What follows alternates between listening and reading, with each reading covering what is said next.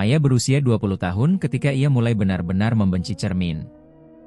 Bukan karena wajahnya buruk, justru sebaliknya. Sejak duduk di bangku SMA, orang-orang sudah terbiasa menyebutnya cantik. Kulitnya cerah alami, nyaris tanpa celah. Matanya bening, dengan kelopak tipis yang membuat tatapannya terlihat lembut.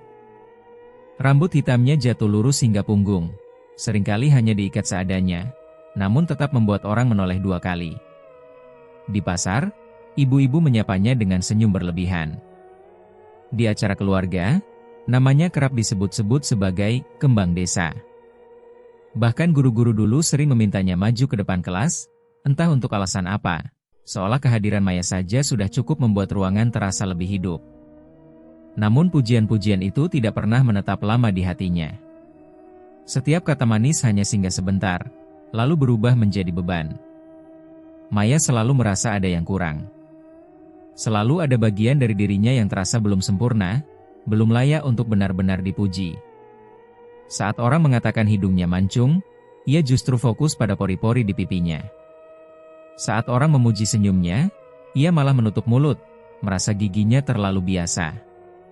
Kamar Maya sederhana. Dindingnya dicat warna krem pucat, dengan satu meja rias kecil di sudut dekat jendela. Di atas meja itu berdiri sebuah cermin persegi, bingkainya sudah kusam dimakan usia. Cermin itulah yang menjadi saksi kebiasaan Maya setiap malam. Ia bisa berdiri lama di depannya. Terlalu lama. Lampu kamar redup, hanya bohlam kuning yang menggantung tanpa kap. Maya menatap pantulan dirinya dengan wajah datar. Ia memiringkan kepala, mengangkat dagu, lalu mengernyit pelan. Tangannya menyentuh pipi, menekan sedikit, seolah ingin mencari kekurangan yang tersembunyi. Kurang tirus, gumamnya suatu malam. Ia menarik rambut ke belakang, memperhatikan garis rahangnya. Ada perasaan tidak puas yang mengendap, seperti air keruh di dasar gelas. Semakin lama dibiarkan, semakin pekat. Di balik pantulan wajahnya, Maya kerap merasa melihat bayangan lain. Bukan sesuatu yang benar-benar ada, melainkan gambaran perempuan yang lebih cantik darinya. Kulit lebih mulus, mata lebih tajam, senyum lebih menggoda. Bayangan itu selalu muncul dalam pikirannya, berdiri tepat di belakang Maya, seolah menertawakan segala usaha kecilnya untuk merasa cukup. Maya tumbuh di keluarga biasa. Ayahnya seorang buruh harian, ibunya membuka warung kecil di depan rumah. Tidak ada yang salah dengan hidupnya. Ia tidak kekurangan, namun juga tidak berlebih. Sejak kecil, Maya terbiasa mendengar nasihat sederhana tentang bersyukur dan menerima diri sendiri. Namun kata-kata itu tak pernah benar-benar masuk. Di luar rumah, dunia terasa kejam dengan caranya sendiri. Media sosial menjadi cermin lain yang lebih kejam daripada cermin di kamarnya. Maya sering menghabiskan waktu berjam-jam menatap layar ponsel, menggulir foto-foto perempuan lain. Wajah-wajah sempurna dengan kulit tanpa noda, tubuh ramping, senyum percaya diri. Ia tahu banyak dari foto itu telah melalui filter dan suntingan, namun pengetahuan itu tidak membuat rasa iri berkurang. Justru sebaliknya. Setiap foto menjadi pembanding. Setiap unggahan menjadi pengingat bahwa selalu ada perempuan yang lebih cantik, lebih dipuja, lebih diinginkan. Maya mulai membandingkan jumlah komentar, jumlah suka, dan perhatian yang ia terima dengan milik orang lain. Ketika unggahannya sepi, dadanya terasa sesak, seolah ada sesuatu yang merayap pelan, menggerogoti harga dirinya. Ia mulai mempertanyakan dirinya sendiri. Mengapa kecantikannya tidak cukup? Mengapa pujian orang tidak pernah membuatnya tenang? Mengapa ia selalu merasa kalah, bahkan sebelum benar-benar bersaing? Maya jarang membicarakan perasaannya pada siapapun. Ia memilih diam, menyimpan semuanya sendiri. Di depan orang lain, ia tetap tersenyum sopan, berbicara seperlunya, dan menjaga citra sebagai gadis baik-baik. Tak ada yang tahu bahwa di dalam dirinya, ada kegelisahan yang terus tumbuh seperti akar liar. Malam hari menjadi waktu paling berat baginya. Saat rumah sudah sunyi, suara serangga terdengar dari luar jendela, dan angin menggeser tirai perlahan. Maya kembali berdiri di depan cermin. Tatapannya kali ini lebih lama, lebih tajam. Ia menelusuri wajahnya seolah mencari jawaban yang tak pernah ada. "Kenapa aku masih merasa kurang?" bisiknya lirih. Cermin tidak menjawab. Pantulan itu hanya menatap balik, dingin dan jujur. Namun di mata Maya, pantulan itu terasa kejam. Ia melihat dirinya sendiri, tapi juga melihat segala kekurangan yang diperbesar oleh pikirannya.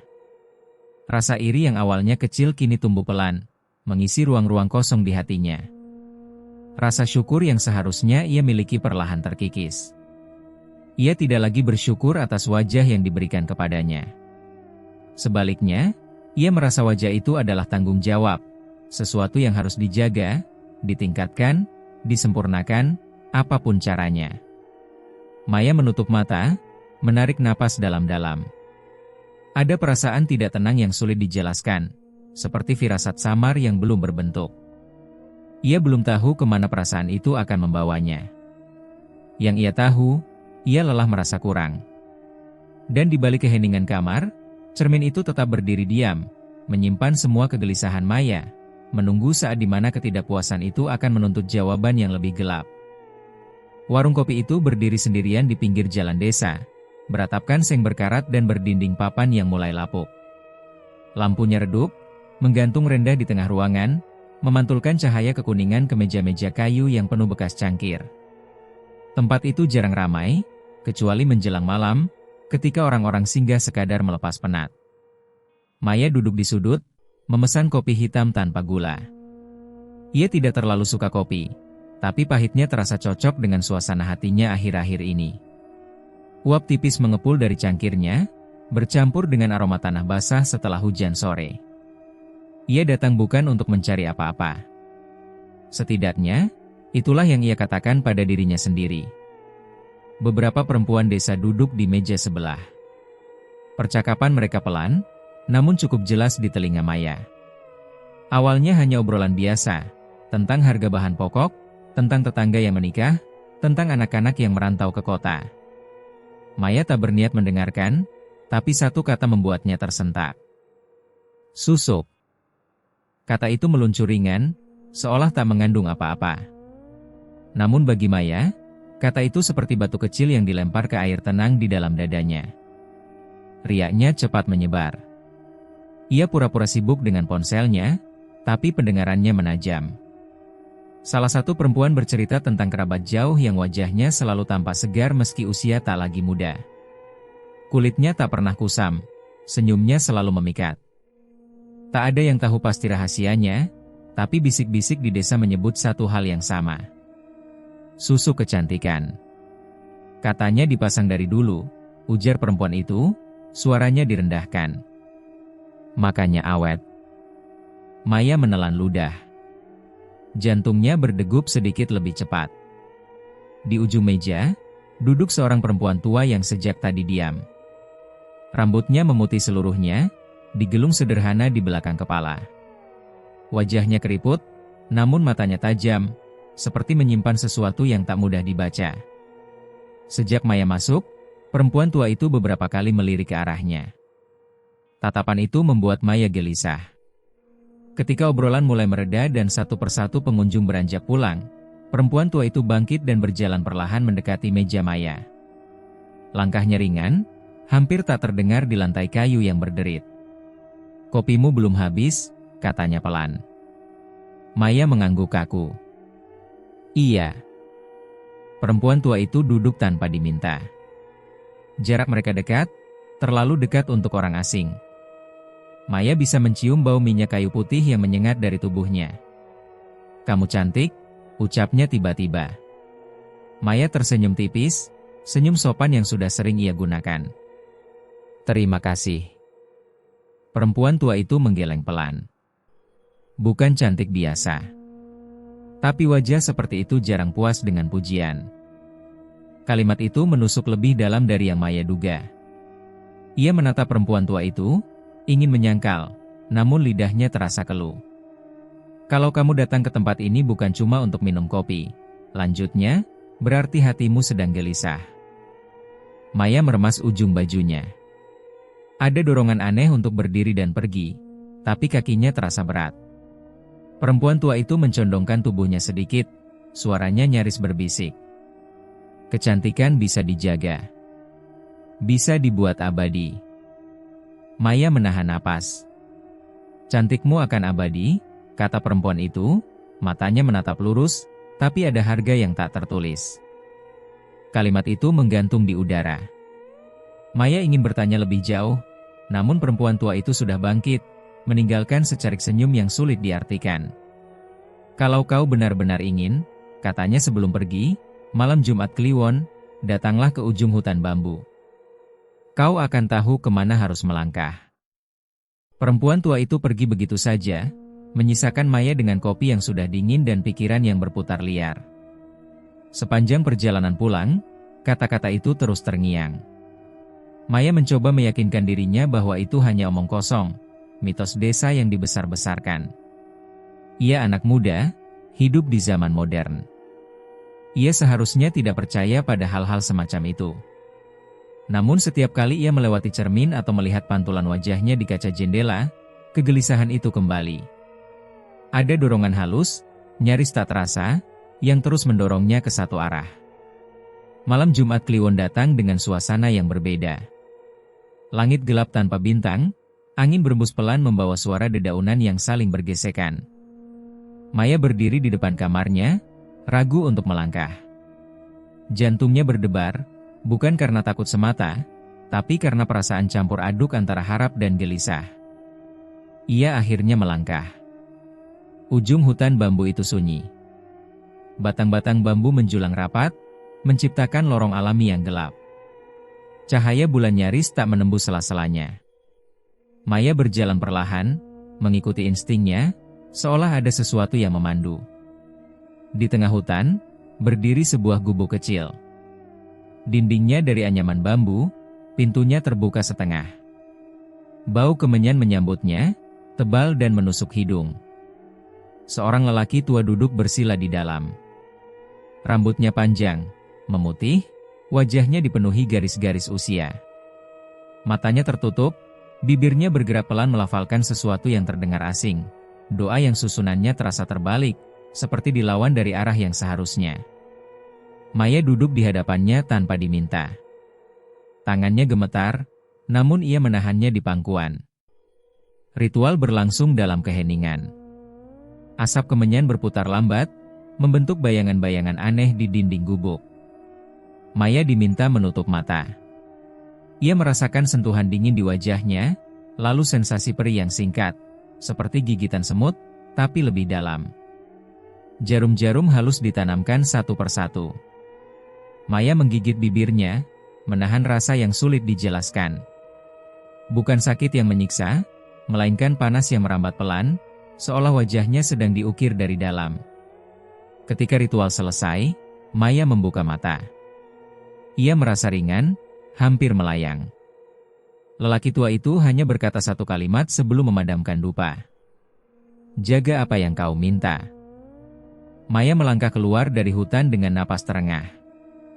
Saat ia melewati pantulan wajahnya di kaca motor yang terparkir di pinggir jalan, ia tertegun. Wajah itu tampak lebih bercahaya, lebih hidup. Cantik dengan cara yang sulit dijelaskan. Maya tersenyum kecil. Ia belum tahu, kecantikan itu bukan sekadar perubahan. Ada sesuatu yang ikut tertanam bersama jarum-jarum halus itu, sesuatu yang kelak akan menagih janji. Namun malam itu, Maya hanya pulang dengan satu perasaan dominan, puas. Dan kepuasan itulah yang diam-diam membuka pintu menuju kegelapan berikutnya. Perubahan itu tidak datang dengan suara keras atau tanda yang mencolok. Ia hadir pelan, hampir tak disadari, seperti kabut tipis yang menyelinap di pagi hari. Maya merasakannya pertama kali saat ia keluar rumah untuk membeli kebutuhan dapur. Langkahnya sama, bajunya biasa saja, rambutnya diikat sederhana. Namun udara di sekitarnya terasa berbeda. Orang-orang menoleh. Tatapan mereka tidak lagi sekadar singgah lalu pergi. Kini, mata-mata itu seolah menempel lebih lama. Ada jeda aneh sebelum mereka mengalihkan pandangan, seakan sesuatu di wajah Maya menarik mereka untuk tetap menatap, meski pikiran mereka sendiri belum siap menerima alasannya. Di warung, penjual perempuan yang biasanya cerewet mendadak terdiam saat Maya mendekat. Di jalan, seorang pemuda yang berpapasan hampir saja menabrak tiang listrik karena terlalu lama menoleh ke arahnya. Maya menangkap semua itu, meski ia berusaha mengabaikannya. Ia mencoba meyakinkan diri bahwa ini hanya perasaannya saja. Namun keganjilan itu semakin terasa ketika para sepupunya mulai sering datang ke rumah. Mereka tinggal tidak jauh, dan sejak dulu memang cukup akrab. Kehadiran mereka biasanya biasa saja, datang, mengobrol sebentar, lalu pulang. Tapi kini, suasananya berubah. Maya menyadari hal itu saat duduk di ruang tamu, membantu ibunya menyiapkan minuman. Ia merasakan sepasang mata menatapnya dari ujung ruangan. Ketika ia menoleh, salah satu sepupunya cepat-cepat mengalihkan pandangan, seolah tertangkap basah. Yang lain tidak seberuntung itu. Tatapan mereka bertahan. Terlalu lama. Terlalu dalam. Mata mereka tampak gelap, fokusnya tidak utuh, seperti orang yang sedang melamun tapi terjaga. Maya merasakan tengkuknya merinding. Ada rasa tidak nyaman yang sulit dijelaskan, sesuatu yang membuat dadanya mengeras tanpa sebab jelas. Percakapan pun berubah. Kalimat-kalimat yang diucapkan terdengar sama, namun nada di baliknya berbeda. Ada jeda aneh sebelum mereka menjawab. Ada senyum yang terlalu dipaksakan, terlalu miring, seolah tidak sepenuhnya milik mereka sendiri. Maya mulai membatasi diri. Ia lebih sering mengurung diri di kamar, berdalih lelah atau pusing. Namun bahkan di dalam kamar, ia tak sepenuhnya merasa aman. Setiap kali ia melangkah melewati cermin, ia melihat pantulan wajahnya sendiri, cantik, bercahaya, nyaris sempurna. Tapi di balik kecantikan itu, ada sesuatu yang terasa asing. Seperti wajah itu bukan sepenuhnya miliknya lagi. Malam hari menjadi waktu paling berat. Maya mulai sering terbangun dengan napas terengah, keringat dingin membasahi pelipis. Mimpi-mimpi itu datang berulang, dengan pola yang sama namun wajah yang selalu kabur. Dalam mimpinya, Maya berlari. Kakinya terasa berat, seolah tanah menahannya. Di belakangnya, ada suara langkah, bukan satu, melainkan beberapa. Langkah itu tidak tergesa, tapi pasti, mengikuti kemanapun ia mencoba pergi. Ketika ia menoleh, ia tidak melihat wajah. Hanya bayangan lelaki tanpa raut, gelap dan kosong. Mulut mereka terbuka, tertawa lirih, tawa yang tidak meledak, melainkan merembes pelan, seperti air dari retakan dinding. Maya berteriak, tapi suaranya hilang di udara. Ia berusaha membuka mata, berusaha bangun, namun tubuhnya kaku. Saat ia akhirnya terbangun, kamar terasa terlalu sunyi. Jam dinding berdetak keras, seolah sengaja menegaskan bahwa ia sendirian. Atau setidaknya, itu yang ingin diyakininya. Keesokan paginya, Maya mendapati dirinya lebih sensitif terhadap lingkungan sekitar. Suara pintu yang ditutup terasa lebih keras dari biasanya. Bayangan yang bergerak di sudut mata membuatnya refleks menoleh. Ia mulai merasa diawasi, meski tak pernah benar-benar melihat siapapun. Ibunya sempat menegurnya. "Kamu kenapa akhir-akhir ini murung?" Maya hanya menggeleng. "Kurang tidur." Ia tidak tahu bagaimana menjelaskan perasaan ini. Bagaimana mengatakan bahwa ia merasa tatapan orang-orang tidak lagi netral, bahwa ada sesuatu yang mengintai di balik mata mereka. Ia takut terdengar berlebihan, atau lebih buruk, tak dipercaya. Suatu sore, Maya duduk sendirian di teras. Matahari hampir tenggelam, meninggalkan cahaya jingga yang memanjang di tanah. Dari kejauhan, ia melihat para sepupunya berjalan mendekat. Langkah mereka santai, tapi ada keserempakan aneh dalam gerak tubuh mereka. Ketika mereka sampai di depan rumah, Maya merasakan jantungnya berdegup lebih cepat. Tatapan itu kembali hadir. Kali ini lebih terang, lebih terbuka, seolah mereka tidak lagi berusaha menyembunyikannya. Maya menunduk, berpura-pura sibuk dengan ponselnya.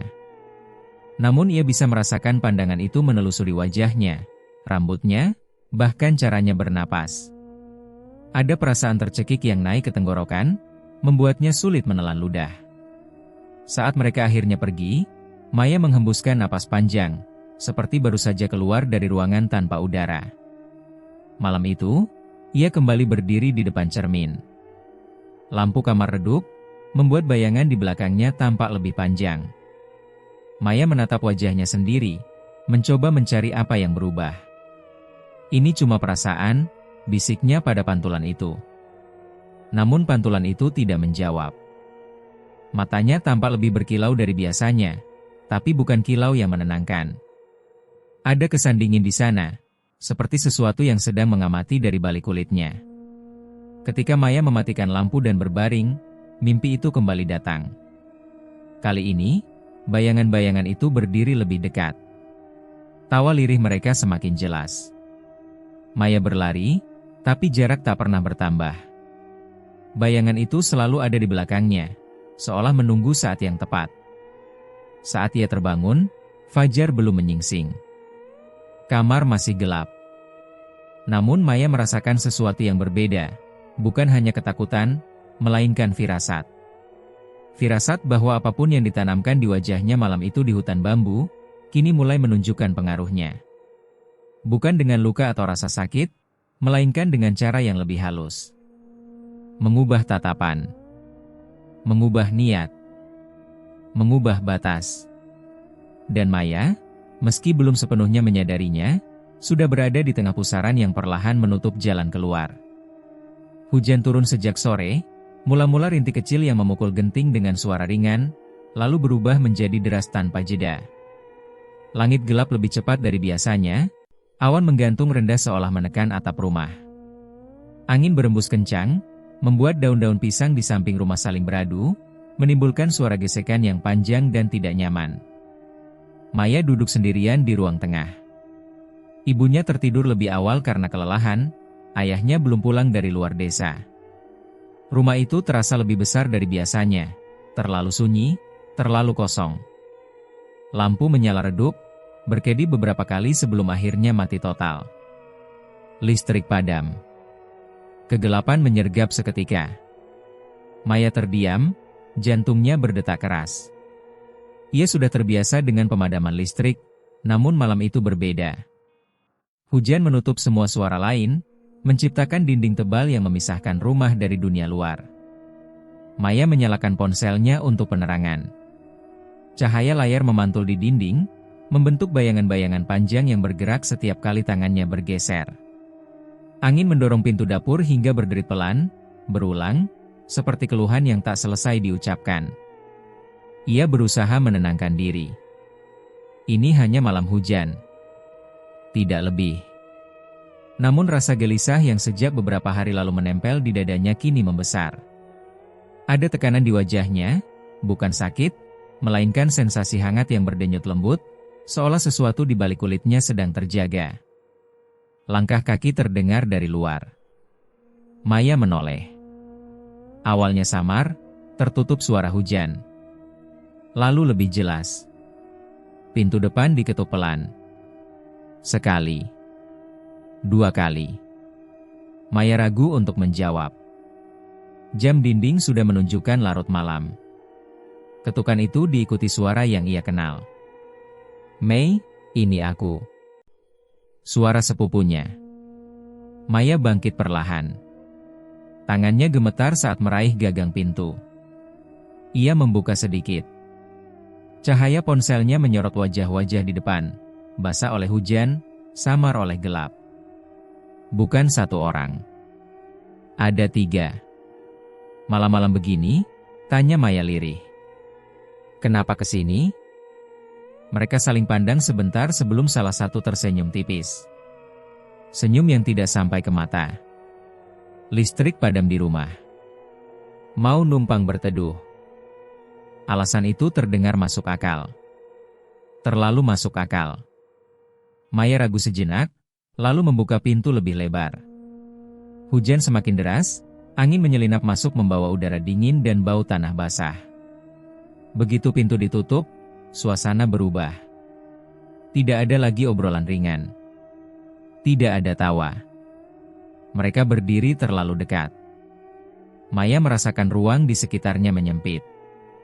Cahaya ponsel bergetar di tangannya, menyorot wajah-wajah yang tampak asing meski ia mengenal mereka seumur hidup. Tatapan itu kembali muncul, tatapan yang selama ini membuatnya tak nyaman. Kini tidak lagi disembunyikan. Mata mereka kosong, fokus, seperti diarahkan oleh sesuatu yang bukan sepenuhnya milik mereka. "Mending kamu duduk," kata salah satu, suaranya terdengar lebih berat dari biasanya. Maya mundur selangkah. "Aku mau bangunin ibu." Belum sempat ia berbalik, pintu ditutup rapat. Bunyi kayu beradu terdengar lebih keras dari yang seharusnya. Maya membeku.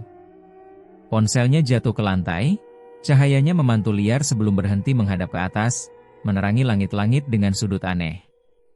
Detik berikutnya terasa kabur. Suara hujan menelan segalanya. Angin mengamuk di luar, seolah ikut menutup teriakan yang tak ingin didengar dunia. Maya berusaha melawan, berusaha berteriak, namun suaranya tenggelam, hancur sebelum sempat menjadi apa-apa. Yang ia rasakan bukan hanya takut. Ada kehancuran. Kepercayaan yang runtuh. Rasa aman yang dicabik oleh tangan-tangan yang seharusnya melindungi. Maya merasa tubuhnya bukan lagi miliknya. Waktu melar, memanjang tanpa bentuk, menyisakan detik-detik yang tak ingin diingat namun terpatri terlalu dalam. Di tengah kekacauan itu, Maya merasakan sesuatu yang lain. Wajahnya panas. Bukan demam. Bukan perih. Melainkan panas yang berdenyut, mengikuti detak jantungnya. Susuk itu terasa hidup, seolah bereaksi, seolah menikmati kekacauan yang terjadi. Ada sensasi menjalar dari pipi ke pelipis, dari rahang ke dahi, seperti arus kecil yang berputar tanpa henti.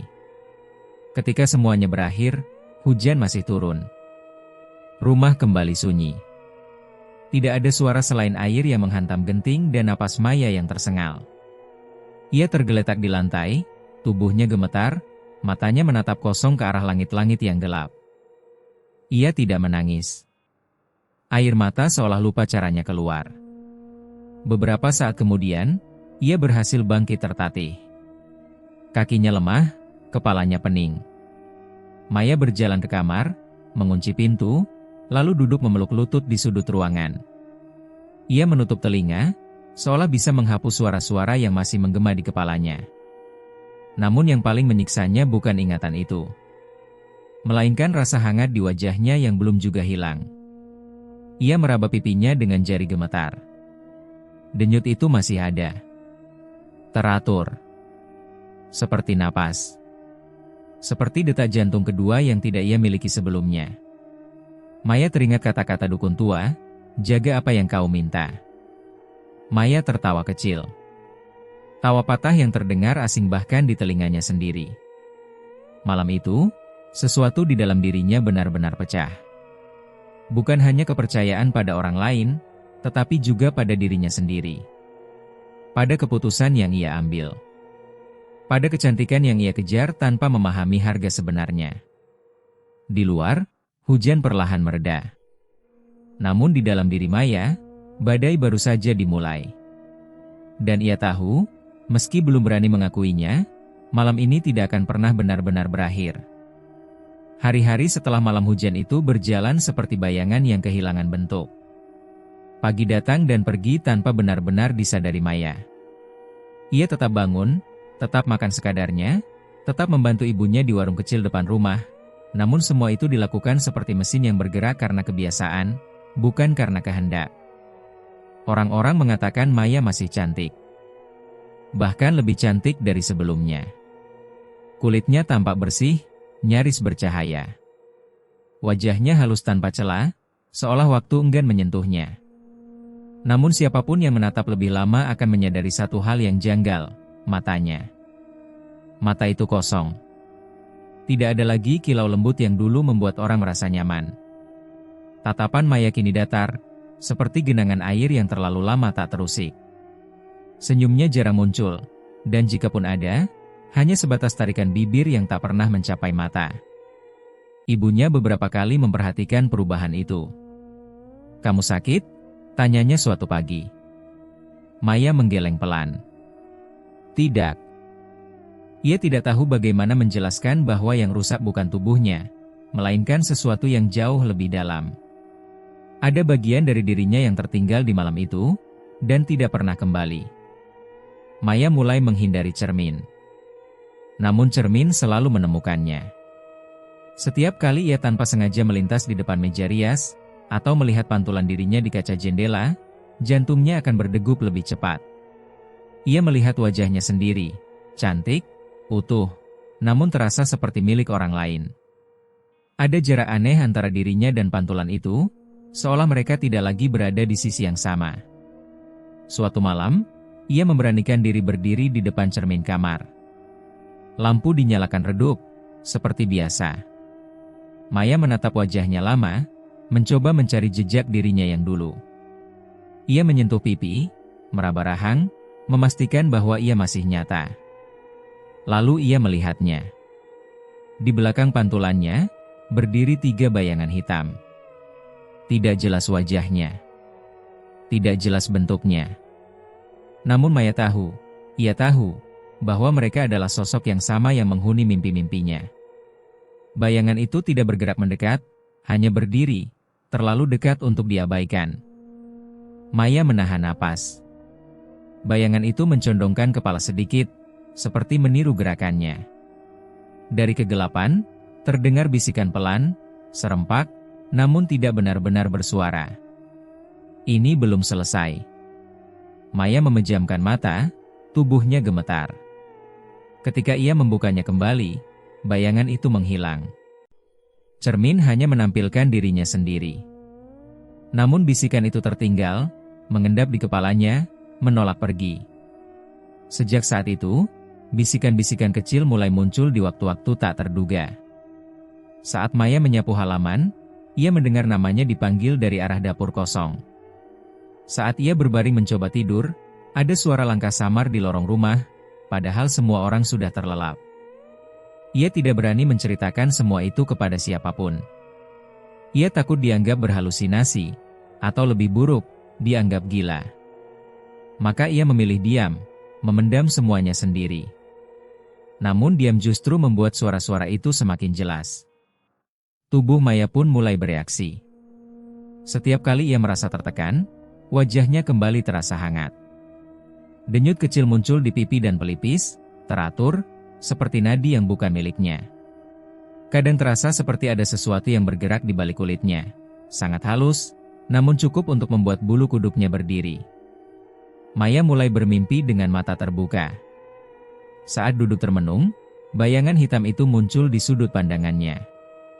Mereka tidak selalu jelas, seringkali hanya berupa siluet yang bergerak pelan, menghilang saat ia menoleh. Namun kehadiran mereka nyata.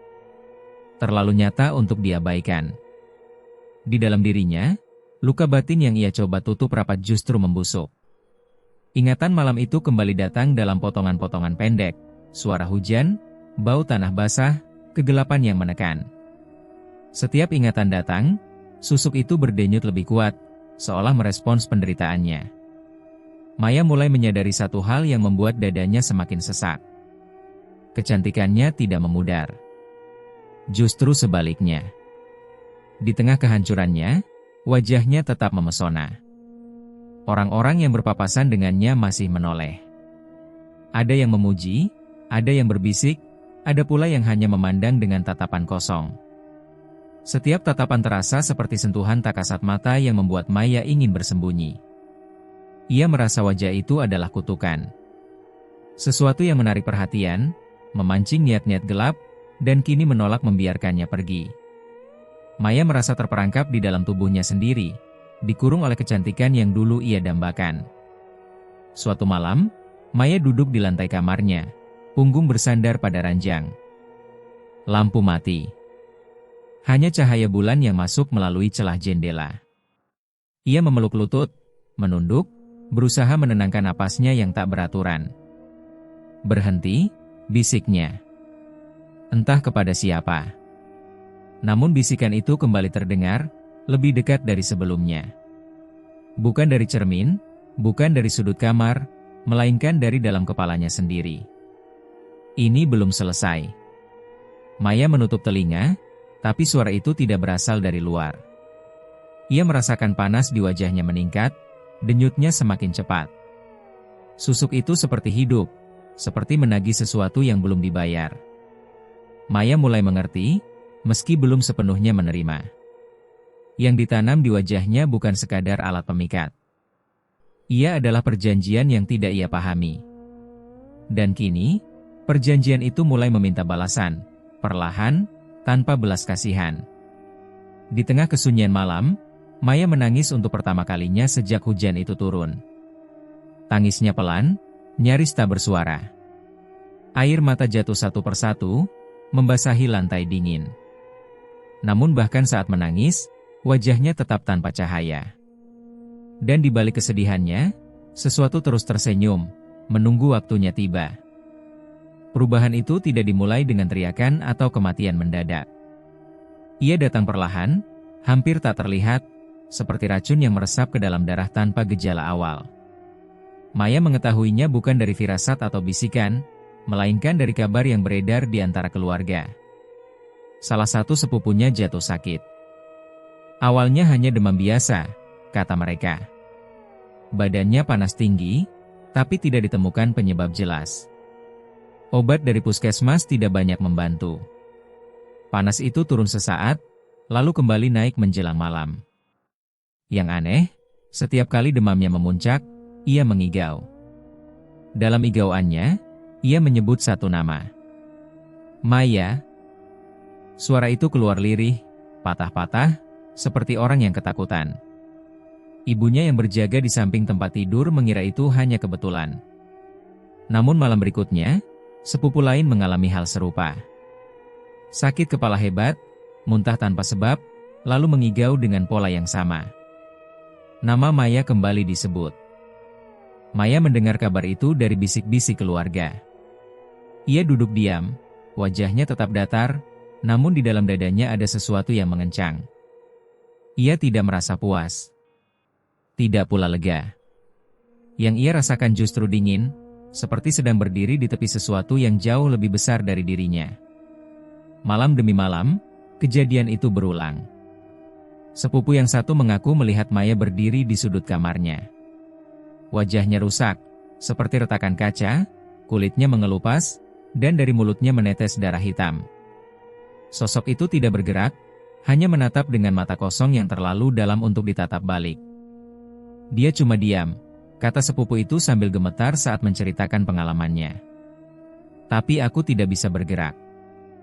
Aku tidak bisa bernapas. Yang lain melihat hal serupa. Versinya berbeda-beda, namun selalu ada satu kesamaan. Maya datang tanpa suara, tanpa langkah, dan menghilang saat mereka berteriak. Padahal Maya tidak pernah meninggalkan rumah.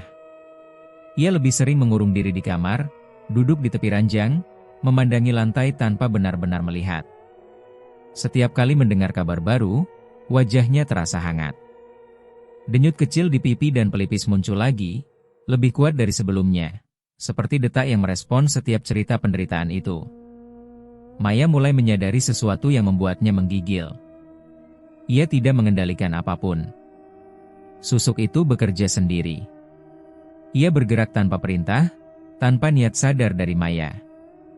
Seolah ada mekanisme lama yang akhirnya diaktifkan, sebuah keseimbangan yang menuntut balasan. Maya tidak perlu membalas dendam. Tidak perlu menyimpan amarah. Luka batinnya saja sudah cukup menjadi bahan bakar. Suatu malam, Maya terbangun karena rasa panas di wajahnya yang luar biasa. Ia duduk tegak, napasnya memburu. Kamar gelap, sunyi, namun udara terasa berat. Denyut itu bergetar cepat, tidak beraturan, seolah sedang menyalurkan sesuatu. Maya menutup mata. Dalam kegelapan itu, ia melihat kilasan yang bukan mimpinya. Ia melihat sebuah kamar lain. Cahaya lampu temaram. Sepupunya terbaring di ranjang, tubuhnya kaku, matanya terbuka lebar. Di sudut kamar, berdiri sosok yang menyerupainya, namun bukan dirinya. Wajah sosok itu rusak, Mulutnya terbuka dengan darah mengalir pelan, menetes ke lantai tanpa suara. Maya tersentak. Matanya terbuka. Tubuhnya gemetar hebat.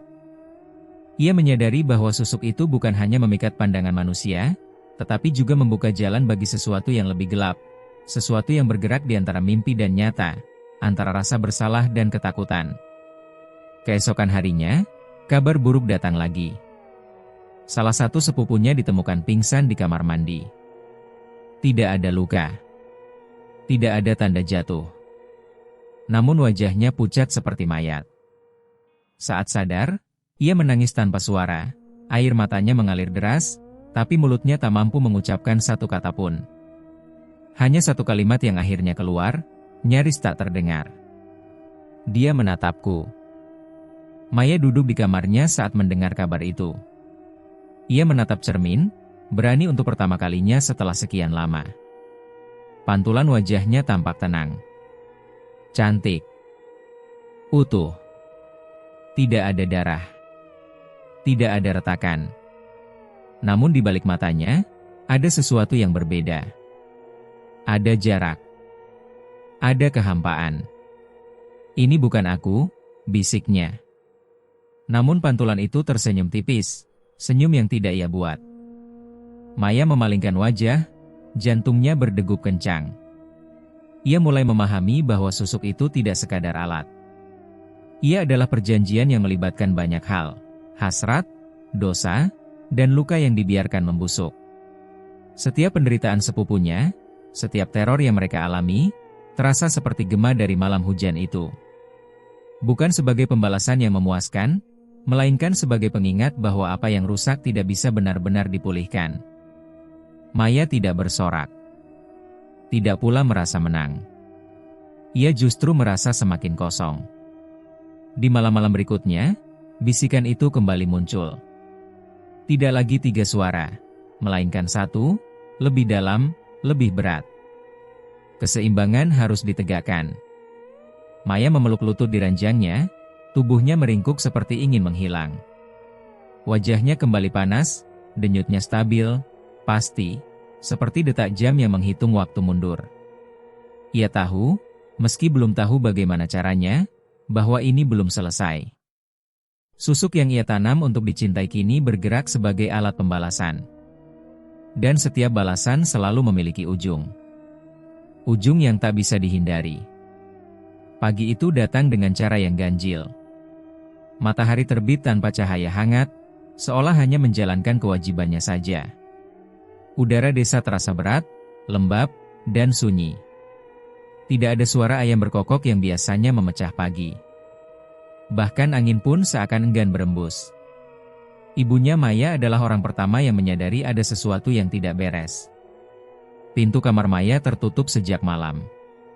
Biasanya, Maya akan bangun lebih awal, membantu membuka warung atau sekadar duduk di teras dengan secangkir teh.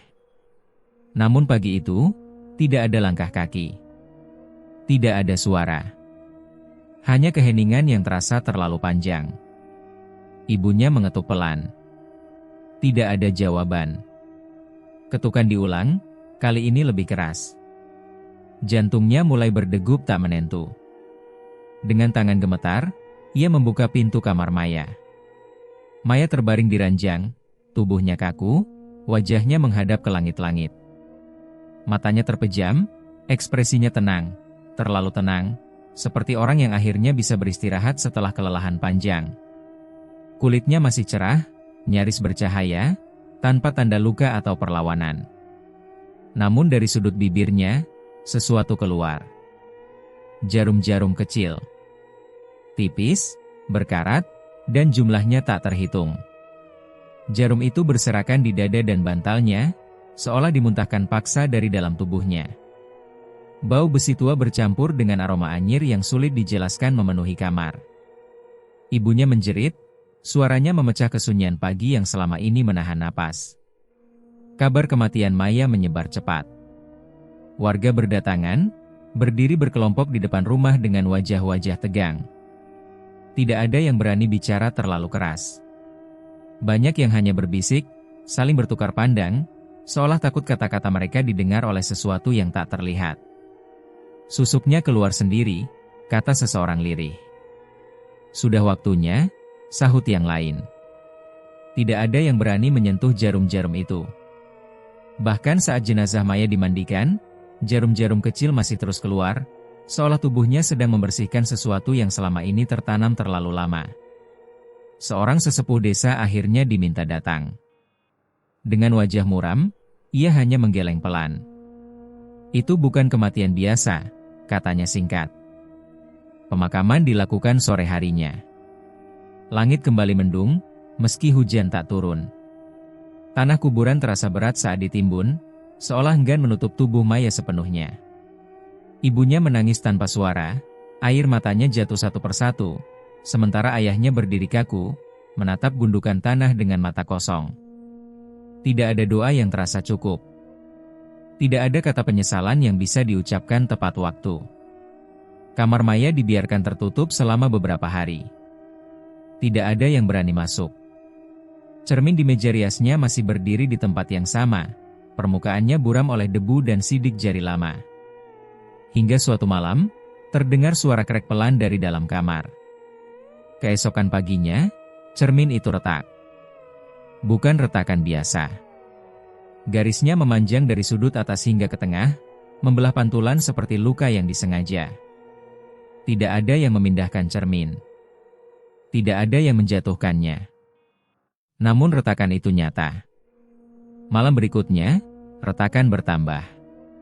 Dan malam setelahnya, cermin itu pecah sebagian, serpihannya jatuh ke lantai tanpa suara benturan yang wajar. Seolah kaca itu runtuh dari dalam. Warga mulai resah. Beberapa orang mengaku melihat bayangan perempuan berdiri di jendela kamar Maya saat lewat malam hari.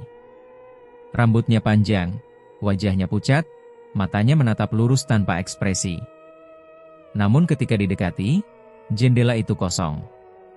Ada pula yang bersumpah mendengar suara napas pelan dari arah kamar itu, seperti orang yang sedang menahan tangis. Tidak ada teriakan. Tidak ada amarah. Hanya kesedihan yang mengendap. Arwahnya belum tenang, bisik warga. Namun anehnya, tidak ada teror yang menyerang. Tidak ada gangguan yang melukai. Kehadiran itu terasa berbeda. Lebih seperti penyesalan yang tertinggal, bukan dendam yang mencari sasaran. Ibunya Maya suatu malam duduk di depan kamar itu, memandangi pintu yang tertutup. Ia memeluk dirinya sendiri, bahunya bergetar. Dalam hati, ia mengingat Maya kecil, gadis yang tertawa lepas, yang dulu bercermin hanya untuk merapikan rambut, bukan untuk mencari kekurangan. "Apa yang kurang dari kamu, nak?" bisiknya pelan. Tidak ada jawaban. Namun angin berbus pelan dari arah kamar, membuat serpihan kaca di lantai bergetar halus, menghasilkan bunyi kecil seperti desahan napas. Sejak kematian Maya, cerita tentang susuk kembali beredar di desa. Orang-orang yang dulu tergoda kini memilih diam. Beberapa perempuan bahkan melepaskan benda-benda yang mereka simpan diam-diam, takut bernasib sama. Maya menjadi kisah peringatan. Bukan tentang kecantikan semata, melainkan tentang rasa syukur yang diabaikan. Tentang keinginan untuk dicintai yang dibayar dengan harga yang tidak pernah benar-benar dipahami. Cermin di kamar Maya akhirnya dikeluarkan dan dikubur bersama serpihan jarumnya. Namun orang-orang bilang, setiap kali ada yang bercermin terlalu lama di rumah itu, bayangan Maya kadang muncul samar, bukan untuk menakut-nakuti, melainkan menatap dengan mata kosong, seolah ingin berkata sesuatu yang tak sempat ia ucapkan saat hidup. Bahwa kecantikan tidak pernah seharusnya menjadi perjanjian. Bahwa penyesalan selalu datang terlambat. Dan bahwa susuk, seperti dosa yang disembunyikan, akan selalu menagih, dengan cara paling kejam dan paling sunyi.